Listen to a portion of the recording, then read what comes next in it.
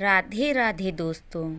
22 जनवरी 2024 आखिरकार वह तारीख नज़दीक आ ही गई जिसका इंतज़ार हिंदू धर्म और उसकी मान्यताओं में विश्वास रखने वाले लोग पिछले 500 वर्षों से कर रहे थे। सर्वोच्च न्यायालय के फैसले के बाद अयोध्या में राम जन्मभूमि का नया मंदिर बनकर तैयार हो गया है।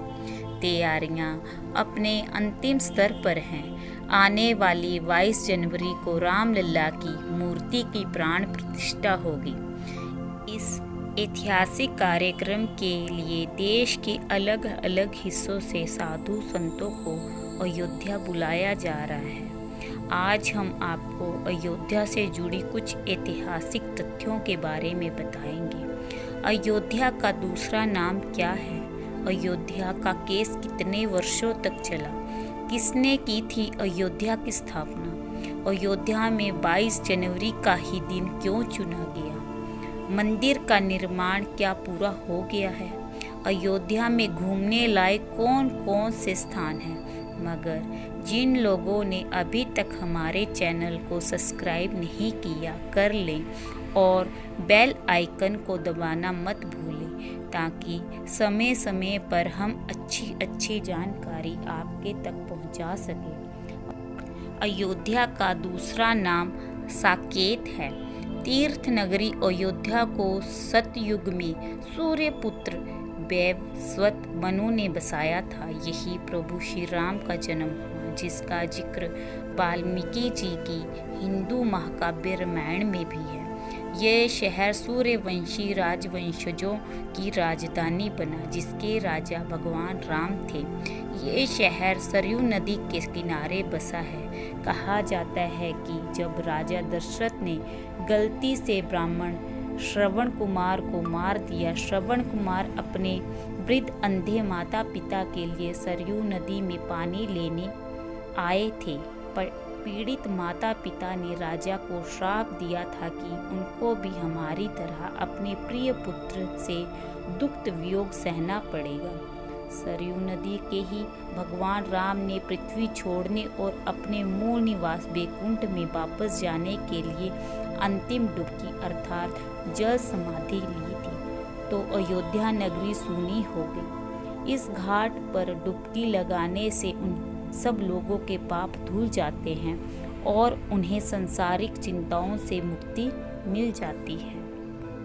राम जन्मभूमि अक्सर चर्चा में रही है। जाने अयोध्या का श्री राम मंदिर का इतिहास।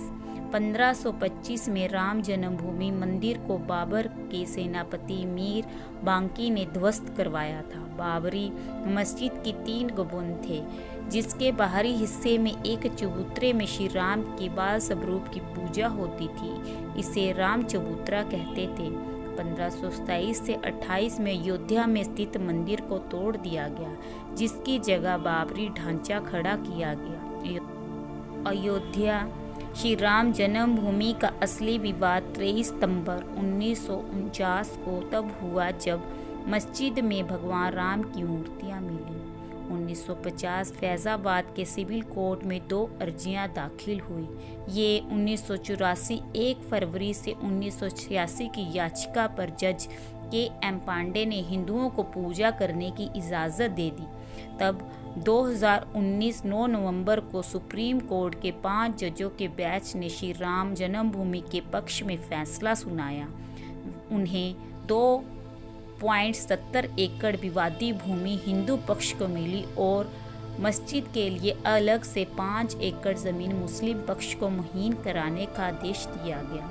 2020 5 अगस्त को श्री नरेंद्र मोदी द्वारा भूमि पूजन किया गया।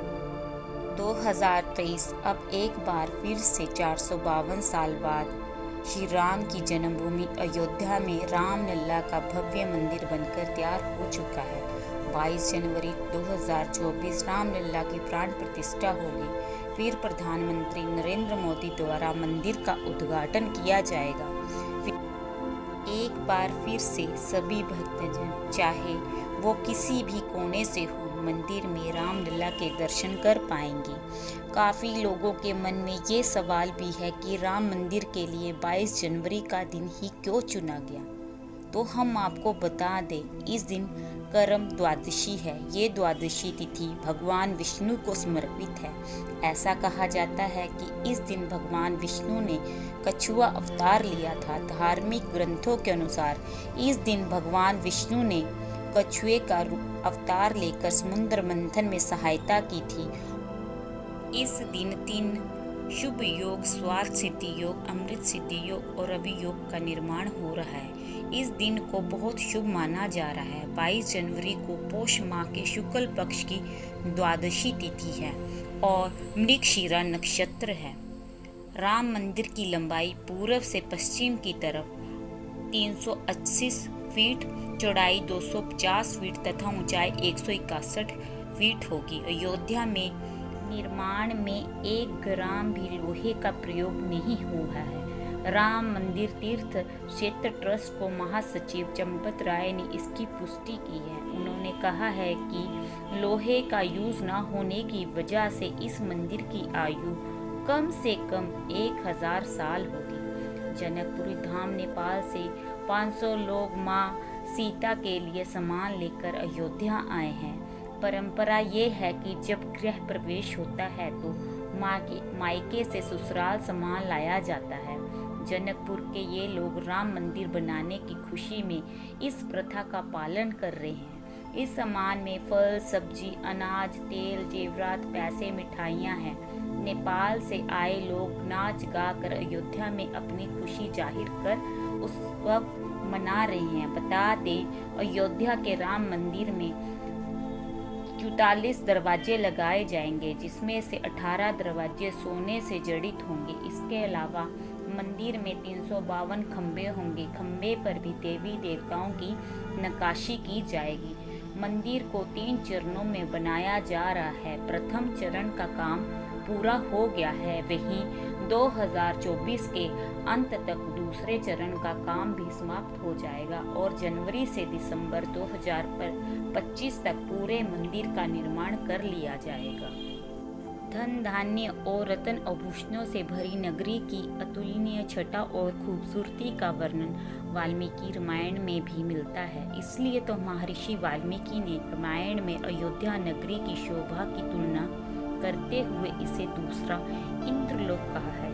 इस शोभा को हमेशा के लिए स्मृतियों में बरकरार रखने के लिए तस्वीरों के माध्यम से 500 साल पुरानी राम नगरी में मिट्टी वाली कुटिया दिखाई गई है, जहां लोग नदी के किनारे अपनी कुटिया बनाकर रहते थे। एआई ने अयोध्या को हरा भरा दिखाया है। एआई ने माता की रसोई की एक तस्वीर बनाई है, जिसमें काफी बड़े बड़े बर्तनों को दिखाया गया है। इस मंदिर की खूबसूरती को अच्छे से उभारने वाले वास्तुकार सोमपुरा परिवार हैं। इसमें चंद्रकांत सोमपुरा, निखिल सोमपुरा और आशीष सोमपुरा हैं। मंदिर निर्माण पूरे 3 साल 9 माह 1 सप्ताह और 5 दिन में पहला चरण पूरा हुआ है। अयोध्या में घूमने लायक कई जगहें हैं, जैसे कि कनक भवन, हनुमानगढ़ी, तुलसी स्मारक, राम पार्क, मणि पर्वत, रामकोट, श्री नागेश्वर मंदिर और सरयू नदी आदि। 22 जनवरी को आप अपने घर पर दीप जलाएं। अगर 14 साल बाद वापिस आए राम जी की लौटने की खुशी में लोगों ने दीप जलाए और भव्य स्वागत किया था, अब तो इस बार श्री राम जी 500 साल बाद अपने घर वापिस आ रहे हैं, तो अपने घरों में रात में दीप जलाएं। प्राण प्रतिष्ठा के दिन 11 बजे से 1 बजे के मध्य अपने गांव, मोहल्ले, कॉलोनी में स्थित किसी मंदिर में भजन कीर्तन करें। भजन कीर्तन नहीं कर सकते तो 108 बार श्री राम जय जय जय जय राम विजय महामंत्र का पाठ करें या फिर हनुमान चालीसा करें, सुंदरकांड का पाठ करें। इससे सभी देवी देवता प्रसन्न होंगे, वातावरण शुद्ध होगा और आपको भगवान का आशीर्वाद प्राप्त होगा। अगर आपको मेरी वीडियो अच्छी लगी हो तो मेरे चैनल को सब्सक्राइब ज़रूर करें। राधे राधे।